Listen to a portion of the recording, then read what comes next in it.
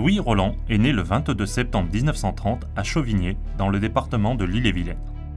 Issu d'une famille de commerçants, il est un brillant élève de l'école publique des garçons, puis un adolescent marqué par l'occupation allemande de la Seconde Guerre mondiale. Louis décide à l'aube de ses 20 ans de s'engager le 20 avril 1950 au titre du 6e régiment de tirailleurs sénégalais stationné à Casablanca au Maroc.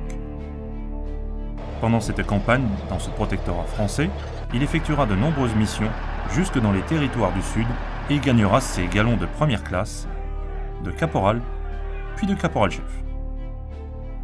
Alors qu'il est en séjour en Afrique du Nord, Louis est affecté à sa demande le 23 juin 1951 au sein de la jeune première demi-brigade coloniale de commandos parachutistes, héritière elle-même des paras de la Seconde Guerre mondiale.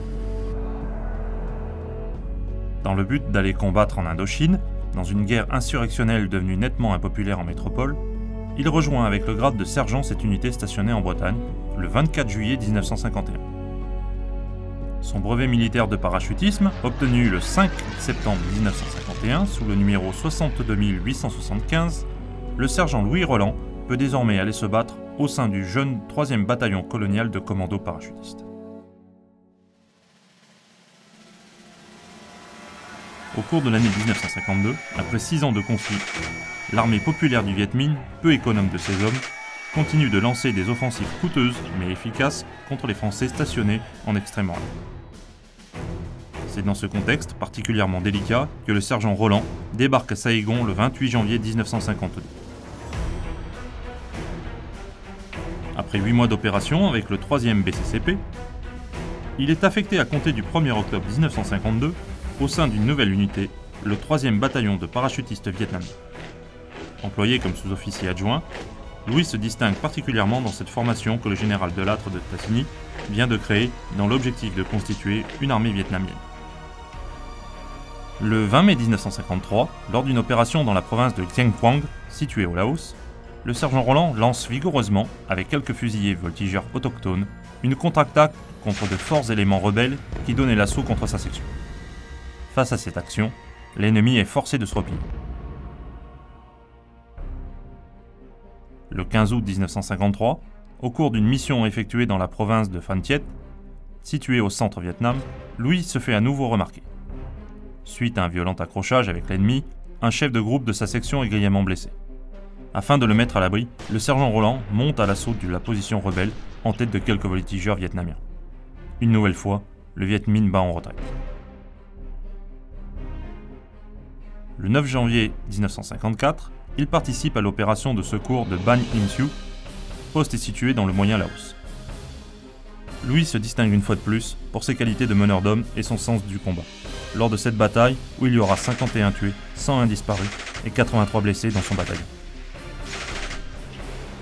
Alors qu'il était en réserve de contre-attaque et que la position était attaquée par l'adversaire, il s'infiltre avec ses hommes sur le point le plus menacé, stoppe plusieurs vagues d'assaut Viet Minh dans des combats allant jusqu'au corps à corps et permet ainsi au reste de l'unité de se regrouper dans le poste. Immédiatement après s'être replié en ramenant ses blessés, le sergent Roland organise la défense sur la zone de responsabilité confiée et commande des tirs précis et meurtriers. Faisant ensuite partie de la compagnie de contre-attaque, il franchit le premier le mur d'enceinte de l'emprise à la tête des voltigeurs vietnamiens de sa section vers les positions des rebelles. Il les contraint ainsi à un repli désordonné, leur causant des pertes sévères et récupère un armement important. Pour ces 3 faits d'armes héroïques, où son courage et son sang-froid ont aussi bien marqué ses hommes que ses chefs, le sergent Louis Roland sera respectivement cité à l'ordre du corps d'armée, de la division et de l'armée. En outre, il sera décoré de la médaille militaire par le général Leblanc, commandant les forces terrestres au centre Vietnam, et se verra attribuer par Sa Majesté Bao Dai la croix de la vaillance vietnamienne avec palme.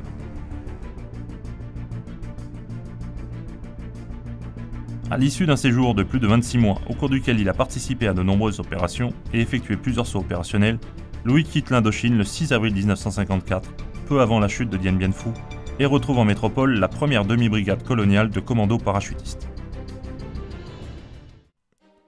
Le 1er novembre 1954, l'Algérie connaît des troubles insurrectionnels. Il rejoint donc, 2 jours plus tard, cette terre française au sein de l'un des 2 bataillons Blizzard, constitués à la hâte en métropole pour faire face à la rébellion. Pendant plus de 10 mois, au sein du jeune 5e bataillon de parachutistes coloniaux, le sergent Roland participera à de multiples opérations dans le département de Constantine avant de rejoindre le 1er octobre 1955 le 2e régiment de parachutistes coloniaux qui vient juste d'être créé et qui deviendra quelques années plus tard le 2e RPIMA.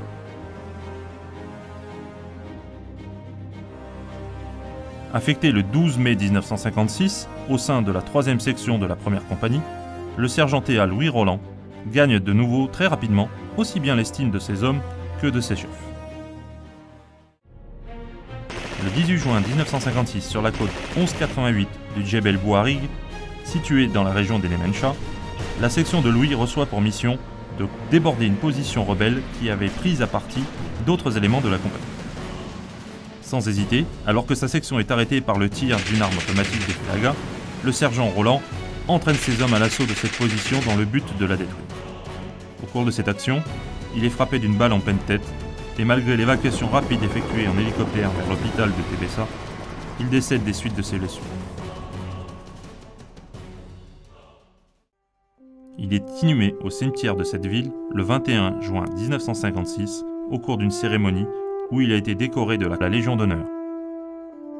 Son corps est rapatrié dans son village de Chauvigné le 22 novembre 1956 et il est enterré le lendemain, à quelques kilomètres de là, dans le cimetière de Saint-Marc-le-Blanc. Pour ce nouveau fait d'armes, ses qualités de combattant et de meneur d'hommes exceptionnel, le sergent TA Roland reçoit à titre posthume la Croix de la valeur militaire avec palme et il est promu au grade de sergent-chef à compter du 1er mai 1956. Enfin, pour le sacrifice ultime de son engagement, il est déclaré mort pour la France le 21 février 1957. Chevalier de l'ordre de la Légion d'honneur, médaillé militaire, 4 fois cité, le sergent-chef Louis Roland était un soldat déterminé, un sous-officier héroïque et un chef au passé militaire glorieux. Élève sous-officier de la 306e promotion, le sergent-chef Louis Roland poursuit désormais son combat en vous accompagnant comme parrain.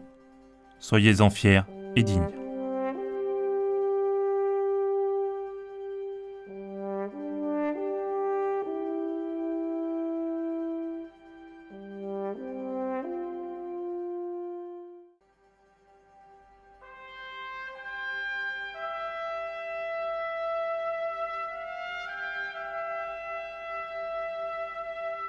La forme de l'insigne est l'écu typique de l'École nationale des sous-officiers d'active. Le fond est de couleur amarante, rappelant ainsi que toute sa carrière s'est déroulée au sein des troupes aéroportées coloniales. Le haut de l'insigne évoque une porte maureste, symbole du passage au Maroc au sein du 6e RTS de Louis Roland. Au centre apparaît l'insigne du 3e bataillon parachutiste vietnamien, dans lequel servit Louis Roland durant toute la campagne d'Indochine. Sur le bord, à gauche, apparaît le ruban de la médaille militaire qui lui fut décerné pour ses nombreuses actions d'éclat en Indochine. En bas, au centre, l'insigne du 2e régiment de parachutistes coloniaux rappelle l'engagement de Louis Roland en Algérie et avec lequel il tombera au combat sous le feu ennemi.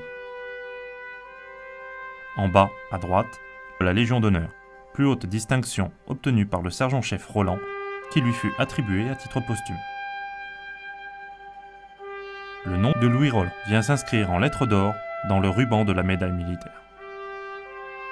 Enfin, le point armé du glaive vient parfaire l'insigne, symbolisant la formation militaire que les élèves ont reçue à l'école, les armant ainsi pour faire face à leurs nouvelles responsabilités.